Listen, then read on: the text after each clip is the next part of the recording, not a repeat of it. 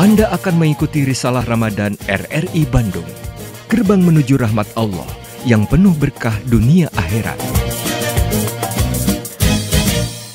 Assalamualaikum warahmatullahi wabarakatuh. Alhamdulillahirabbil alamin. Pendengar RRI Bandung, pagi hari ini kami masih menemani Anda di makan sahur di acara Risalah Ramadan. Tentu saja Anda bisa mendengarkan kami di Pro 1 RRI Bandung FM 97,6 MHz dan Pro 4 AM 540 kHz. Anda pun bisa mendengarkan kami, bisa melihat langsung kami di live YouTube RRI Bandung. Dan alhamdulillah pagi hari ini pendengar, kami ditemani Ustadz Ahmad Sobirin Al-Hafidz yang akan mengangkat tema keutamaan membaca Al-Quran. Ustadz, luar biasa ini ya, tema kita keutamaan membaca Al-Quran. Silakan Pak Ustadz, seperti apa Ustadz? Terima kasih. Bismillahirrahmanirrahim. Assalamualaikum warahmatullahi wabarakatuh. Waalaikumsalam warahmatullahi wabarakatuh.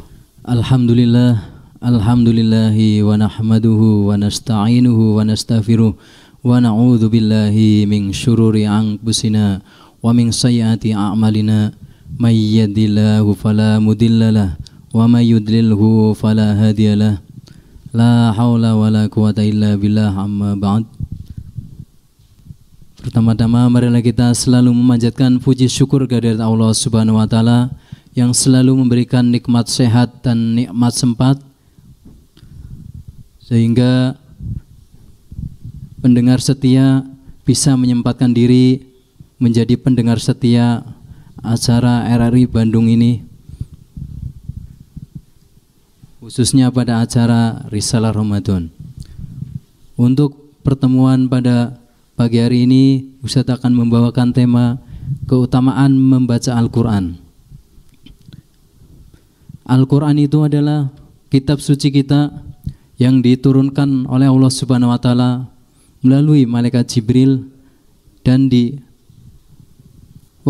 kepada Nabi Muhammad SAW secara berangsur-angsur. Al-Quran dengan kitab-kitab yang Allah turunkan yang sebelum Al-Quran, kitab yang lain berbeda sama sekali, lebih istimewa dari kitab yang lain. Bedanya apa? Kalau kitab suci yang lain yang pernah Allah turunkan seperti kitab Taurat kepada Nabi Musa alaihissalam, kitab Zabur kepada Nabi Daud alaihissalam, kitab Injil kepada Nabi Isa alaihissalam, itu langsung sekaligus. Kalau kita bayangkan mungkin berat ya, mendapatkan wahyu langsung satu buku ya. Itu kita menerimanya aja udah berat, mengamalkannya gimana kalau secara logika kita. Jadi Allah membeli selalu dengan kita menjadi umat Rasul Muhammad SAW itu dijadikan oleh Allah Subhanahu wa taala umat termulia baik di dunia maupun di akhirat. Dari segala apapun amal ibadah, dari mulai sholat, kita dapat tugas sholat dari peristiwa Isra Mi'raj yang asalnya 50, kita cuma dapat kewajiban 5 waktu dalam sehari semalam, tapi pahalanya kita tidak mengurangi.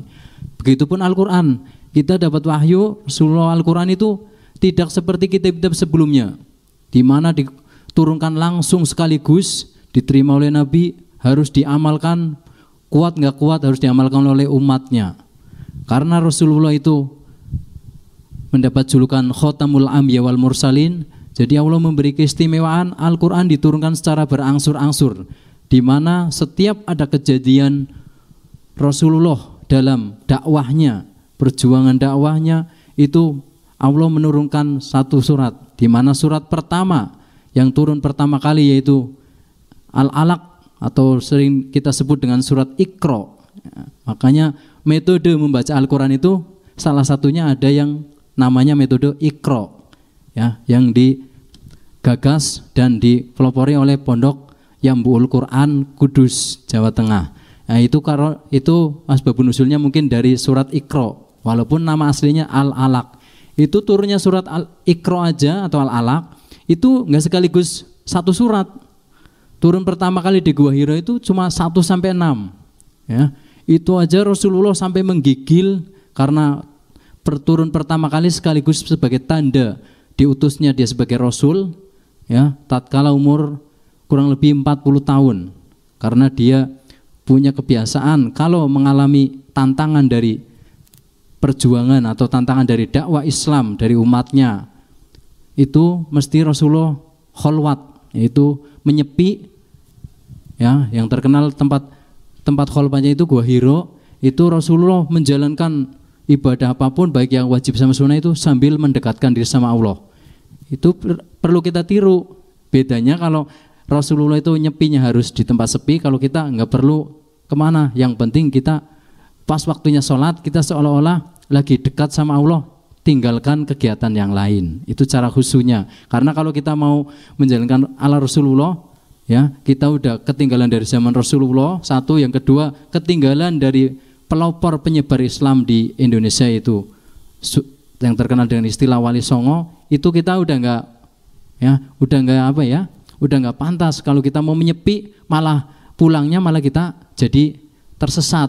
Kadang-kadang yang sering zaman-zaman sekarang masih menyepikan diri atau apa, menjalankan kholwat tujuannya baik, pulangnya kalau nggak jadi penyebar ajaran tersesat, malah kadang tambah menyimpang dari syariat Islam. Nah itu Rasulullah turun pertama kali surat Iqra aja baru 6 ayat. Nanti kapan ayat selanjutnya turun? Nanti setelah ada peristiwa kejadian yang mendasari itu sesuai dari kandungan ayat itu baru keluar. Seperti ayat terakhir yaitu surat Al-Maidah ayat kedua, itu turun setelah Rasul mengalami kejadian, ya. Termasuk surat Abasa itu turun tatkala Rasul secara tidak sengaja mendiamkan orang buta, ya, itu langsung turun surat Abasa berapa ayat, nggak langsung satu surat, itu langsung seolah-olah Rasulullah ditegur seolah-olah, padahal itu pelajaran buat kita, ya. Jadi kita harus bisa membedakan antara Rasulullah itu punya sifat maksum, Nabi dan Rasul yang jumlahnya kurang lebih 124.000 Nabi itu nggak pernah kena dosa karena punya sifat maksum. Di samping sidik, amanah, tabligh, fatonah, itu sifat wajib Rasul dan Nabi, itu punya sifat maksum. Apa itu maksum? Maksum itu terjaga dari maksiat. Jadi dia menjalankan seolah-olah mendiamkan orang buta bertanya itu bukan dosa bagi dia. Itu contoh buat kita. Ya, itu istilahnya tasri'ulil umat. Itu contoh buat kita. Kalau kita bertanya, jangan bercakap atau musyawarah, jangan membeda-bedakan makom. Itu orang buta, mentang-mentang ini secara status sosial ini. Jangan, bisa jadi dia buta secara dohir, tapi di hatinya mulia di sisi Allah. Bisa jadi. Kadang-kadang malah yang dihormati dohirnya, kadang-kadang malah itu orang biasa ilmunya, cuma minta dihormati dengan istilah gila hormat. Bisa jadi kayak gitu. Itu salah satunya. Nah, untuk itu saya utarakan apa aja keutamaan membaca Al-Quran sebagai kitab suci kita, yaitu kitab suci yang teristimewa dari kitab suci yang lain yang diturunkan kepada Nabi Muhammad. Yang pertama yaitu keutamaannya karena kitab suci kita menjadikan dekat diri kepada Sang Kholik, ya. Itu keutamaan membaca Al-Quran pertama. Kenapa? Karena dijelaskan pada suatu riwayat, ya, Al-Quran itu kitab suci. Jadi kalau kita semakin sering membacanya, ya, apalagi kita udah didasari ilmu tajwid, ilmu horib dan ilmu pelengkap lainnya, karena turun asbabun nuzulnya, turunnya ilmu tajwid yang digagas oleh sahabat dan tabi'innya itu karena untuk dasar membaca Al-Quran. Kalau kita masih membaca sholawat, membaca zikir, itu kita masih salah, masih dimakfu. Karena nggak ada dasar. Jadi kalau ada orang membaca Al-Quran tanpa tajwid pun, walaupun dijelaskan di suatu hadis juga mendapat pahala separohnya, itu tetap kurang bagus. Karena nanti pengaruhnya di keutamaannya nggak dapat. Ya, itu yang pertama itu mendekatkan diri kepada Sang Kholik. Karena yang dibaca adalah kitab suci. Berarti ayat yang dibaca pun kita dianjurkan wudhu.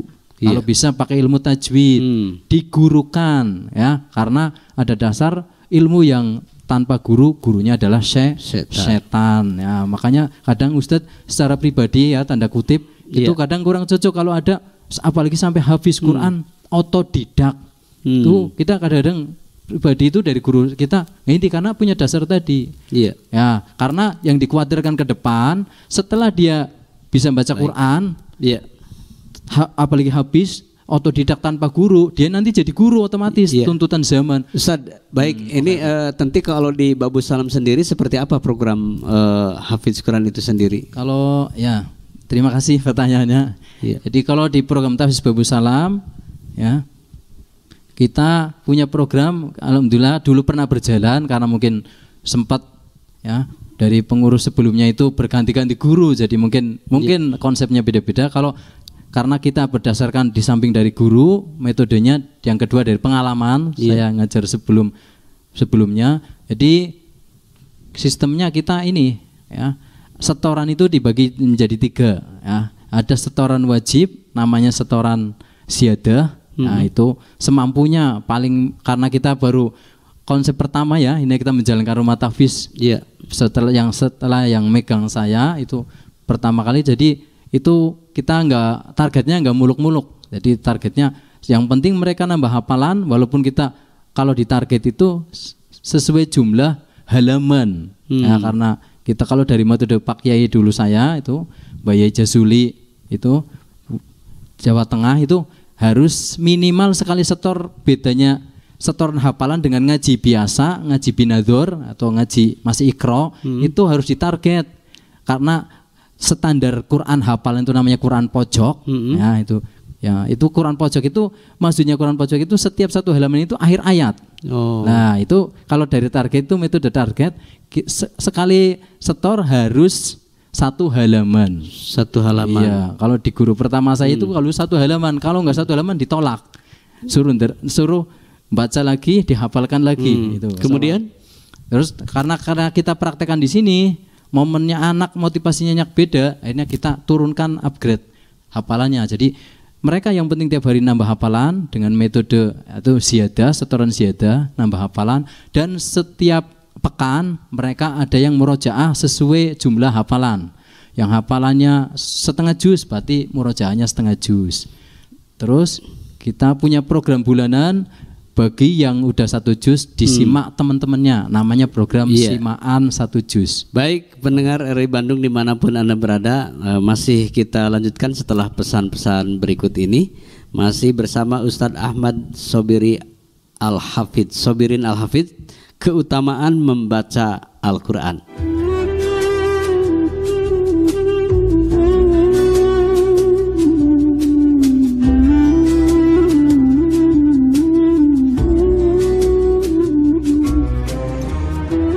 Dari Abu Hurairah radhiyallahu an, ia berkata, Rasulullah Shallallahu alaihi wasallam bersabda, apabila berkumpul suatu kaum dalam rumah-rumah Allah, masjid, untuk membaca Al-Quran dan mempelajarinya, maka ketenangan pasti akan turun kepada mereka. Rahmat Allah melingkupi mereka, malaikat-malaikat mengelilingi mereka, dan Allah menyebut-nyebut mereka di kalangan makhluk yang ada di dekatnya, para malaikat. Hadis riwayat Muslim.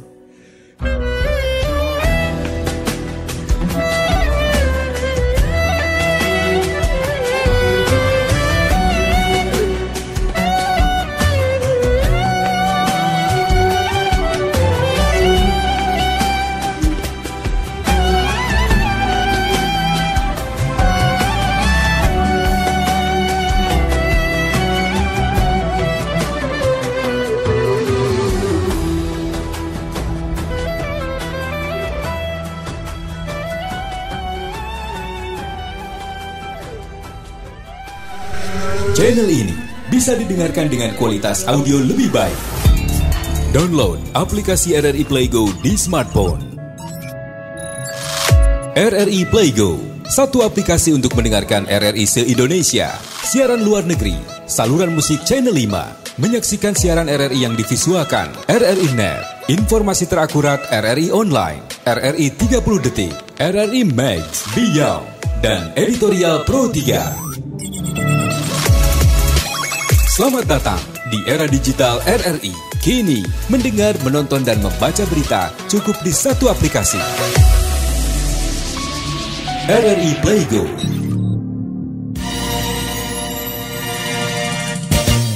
Anda akan mengikuti risalah Ramadan RRI Bandung. Gerbang menuju rahmat Allah yang penuh berkah dunia akhirat. Baik pendengar, terima kasih Anda masih bersama kami di Risalah Ramadan RRI Bandung yang disiarkan melalui Programa 1 FM 97,6 MHz dan Programa 4 AM 540 kHz. Anda pun bisa melihat kami langsung di live YouTube RRI Bandung. Masih bersama Ustadz Ahmad Sobirin Al-Hafidz. Nih, kita masih membahas keutamaan membaca Al-Quran, Ustadz ya. Ini luar biasa. Ustadz sampaikan ternyata dengan membaca Al-Quran kita dijadikan keluarganya Allah. Subhanallah, dekat sekali dengan Allah. Dan tentu saja tidak mudah. Ini kalau tadi Ustadz menyampaikan bagaimana seorang hafiz kita ingin paham persis Quran, dari tahapan-tahapan. Untuk selanjutnya seperti apa Ustadz, silakan. Terima kasih.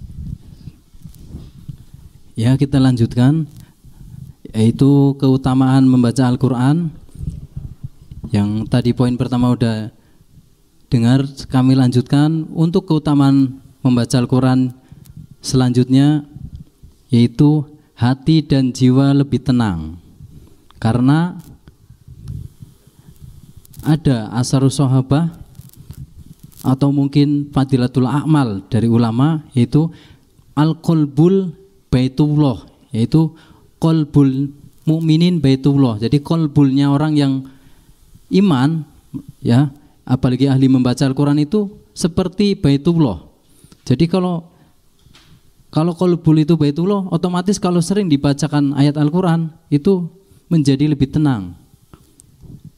Itu membuktikan, saya sendiri kadang membuktikan sebagai seorang hafiz, kalau kita punya sesuatu apapun yang unek-unek, yang kita sedang punya hajat atau punya rencana, kita ikhtiari atau usahanya cuma dohir aja, mungkin kita kadang-kadang menemui titik buntu. Kadang-kadang itu kelemahan pikiran kita. Sepintar apapun, tatkala sewaktu-waktu mesti kita mengalami jalan buntu. Apalagi bagi pembisnis atau orang yang keseharian sibukannya itu dari mulai bangun tidur sampai tidur lagi itu sibuk dengan kegiatan aktivitas, biasanya mengalami titik buntu, termasuk saya sendiri. Tapi begitu kita mencoba membaca Al-Quran, apalagi itu seorang hafiz yang tiap hari tuntutannya itu harus menambah hafalan, ya, ataupun yang bukan, itu kita mencoba membaca Al-Quran sejenak, habis sholat kita ke masjid, itikaf sebentar, habis zikir kita membaca Al-Quran. Seolah-olah saya sendiri membuktikan sendiri, kalau kita pas membaca ayat, seolah pas terjemahnya itu jawaban. Ya Allah. Itu yang kadang-kadang tidak disangka. Itulah bukti bahwa Al-Quran itu punya keutamaan dan kita paling istimewa. Karena mendapat kalau nabinya mendapat julukan Khotamul Anbiya wal Mursalin, Al-Qurannya itu sebagai penyempurna dan penutup para kitab sebelumnya. Ya, makanya semua syariat yang diambil dari Quran sebagai sumbernya ilmu itu menyempurnakan syariat Islam sebelumnya. Seperti tentang sholat. Sholat tatkala zamannya Nabi Sulaiman, contoh, itu cuma berdiri tanpa ruku dan sujud. Kalau diamalkan sekarang, walaupun gampang, itu disangka bukan sholat. Orang lagi mengomandoi apa itu pekerjaan, mungkin di pabrik, atau orang lagi nunggu bis di jalan. Nah, itu bisa jadi karena zaman kita lebih beragam kerjaannya. Nah, itu. Tapi zamannya Nabi Sulaiman, mungkin karena dia yang dihadapin itu makhluknya cuma satu kaum, mungkin satu kawasan atau satu kampung, itu masih bisa. Kalau sekarang ini di samping itu lebih rumit, tapi secara pahala kita lebih lengkap, ya, karena amalan sholat kita itu atau mengamalkan apa yang diamalkan oleh para malaikat. Malaikat itu ada yang tugasnya cuma sujud, seumur hidup itu sujud. Gak bosen-bosen itu taat sama Allah sambil zikir. Itu kita sholat ada sujudnya. Ada yang malaikat tugasnya cuma ruku, Itu kita amalkan, sholat kita ada rukuknya. Itu. Jadi akhirnya pahala sholat aja kita itu lebih istimewa dari yang lain. Di samping kita umat istimewa. Ada lagi dicontoh masalah ini najis. Kalau umatnya Nabi Musa di kitab Taurat itu setiap pakaian atau baju kita yang terkena najis, apapun wujudnya itu harus dipotong. Nggak ada itu zamannya Nabi Musa itu pakaiannya kena najis sedikit itu dicuci, nggak ada. Itu syariatnya wajib dipotong. Jadi kalau punya baju 3 meter itu kita kena najis 3 kali habis karena dipotong 3 kali. Kalau udah 3 kali dipotong, baru sekali aja kita mau pakai baju compang-camping, nggak mungkin. Disangka orang nggak waras. Ya itu kita pikir setelah banding itu ternyata kita yang paling nggak mampunya kita punya baju cuma 1. Dulu kata nenek saya tuh buyutnya saya itu zamannya Belanda, penjajahan Belanda itu cuma baju punya 2, 1 buat suami, buat istri. Itu kalau nyuci baju itu ditungguin dijemur di pelataran sungai. Itu ditungguin karena ya saking nggak punyanya itu masih bisa karena syariatnya kena najis dicuci dijemur masih ditungguin. Lah kalau zamannya Nabi Musa ada orang yang saking nggak punya itu punya baju cuma 1 ya telanjang. Karena apa kena najis potong dibuang. Terakhir itu contoh sebagai kandungan dari Al-Quran itu. Jadi dari mulai dibaca bisa mendekatkan diri kepada Allah, di kandungannya juga syariatnya lebih ringan daripada ini. Itu yang keutamaan yang kedua. Keutamaan yang selanjutnya yaitu pikiran jadi lebih positif dan maksimal. Ini dibuktikan oleh sahabat Umar bin Khattab, yaitu tentang riwayatnya dia masuk Islam. Kalau secara pikiran dan nafsu itu sahabat Umar bin Khattab mendatangi Rasulullah itu bukan untuk masuk Islam. Ya, karena adatnya orang Arab itu biasa pakai bajunya ala Arab itu pedang itu taruh di belakang. Nah, karena mereka itu memang pedang itu simbol. Itu taruh di belakang berarti damai. Kalau pedang sampai di bawah kayak gini ya, diacungkan ke atas itu berarti tanda mau perang. Mau ngajak ribut kalau bahasa sekarang itu. Itu Rasulullah sahabat Umar bin Khattab ya. Saya ralat sahabat Umar bin Khattab itu mendengar adiknya Fatimah ya bin Khattab itu mendengar Al-Quran, ternyata dia udah masuk Islam duluan. Itu dia mau direbut Al-Qurannya, tapi dia nggak mau, pintunya ditutup. Akhirnya dia ngancam, kalau kamu nggak mau kembali ke agama sebelumnya, kamu yang mengajarkan berarti Muhammad. Nah itu dia masih manggilnya Muhammad. Dia mendatangi Rasulullah dengan pedang diacungkan sambil naik kuda itu, kuda itu dijalankan dengan kencang itu, niatnya membunuh Rasul.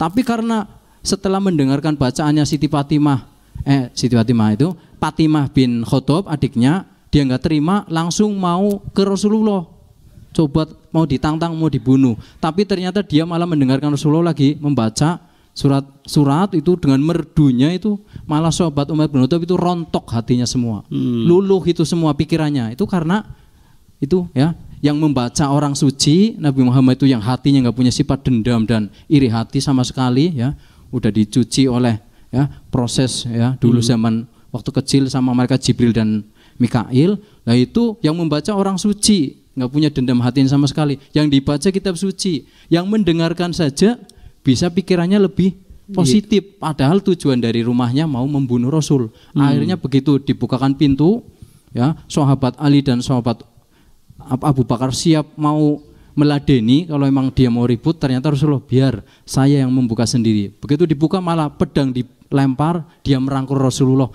membaca asyhadu alla ilaha illallah wa asyhadu anna Muhammad Rasulullah. Nah itu kabar gembira Rasulullah ya, ternyata orang yang niatnya mau membunuh aja bisa berbalik dengan mendengarkan bacaannya. Nah itu juga didasari oleh doanya Rasul juga. Rasulullah pernah berdoa begitu dakwanya terjepit karena Abu Jahal dan Abu Lahab itu pengaruhnya lebih besar karena dia tokoh masyarakat.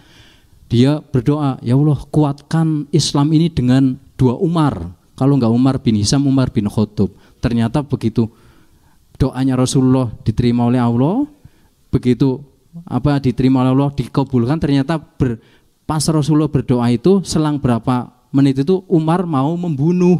Nah itu di sisi lain ya, itu proses tikobulnya doa, ya walaupun secara logika nggak mungkin orang mau bunuh datangnya itu pengaruh dari bacaan Al-Quran. Ya, itu yang selanjutnya, ya keutamaan baca Al-Quran selanjutnya yaitu waktu kita itu lebih efektif dan produktif.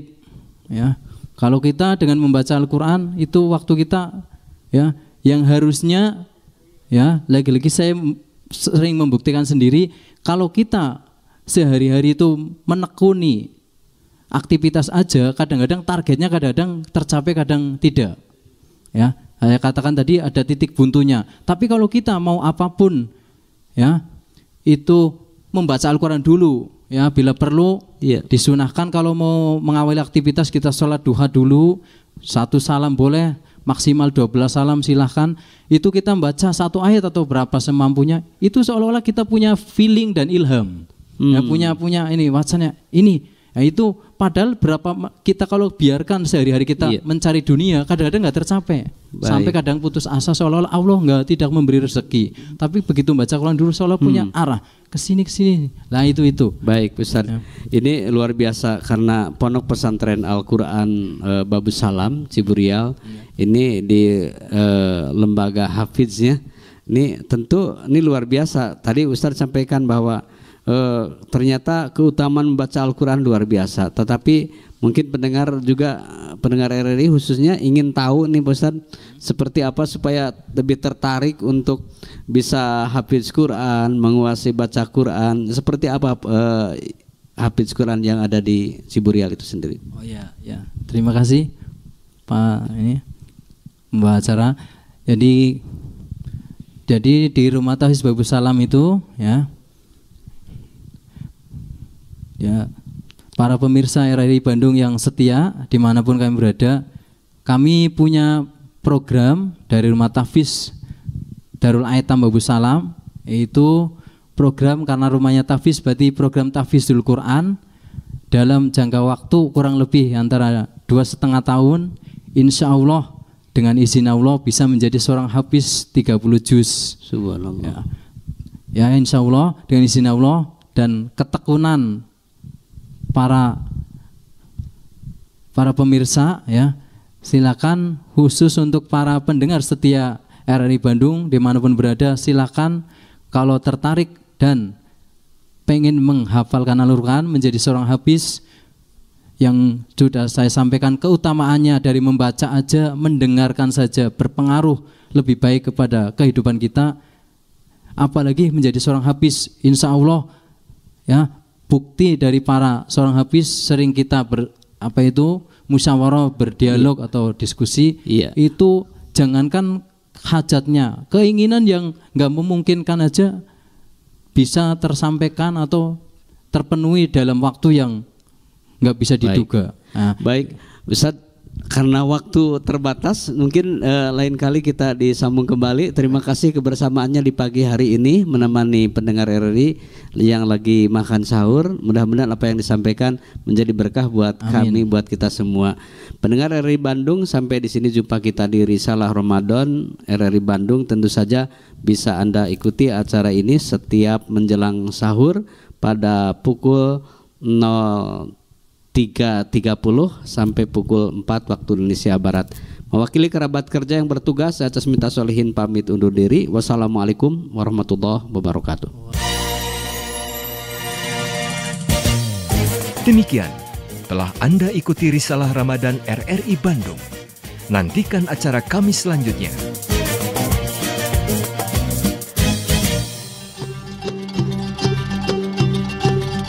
Assalamualaikum warahmatullahi wabarakatuh.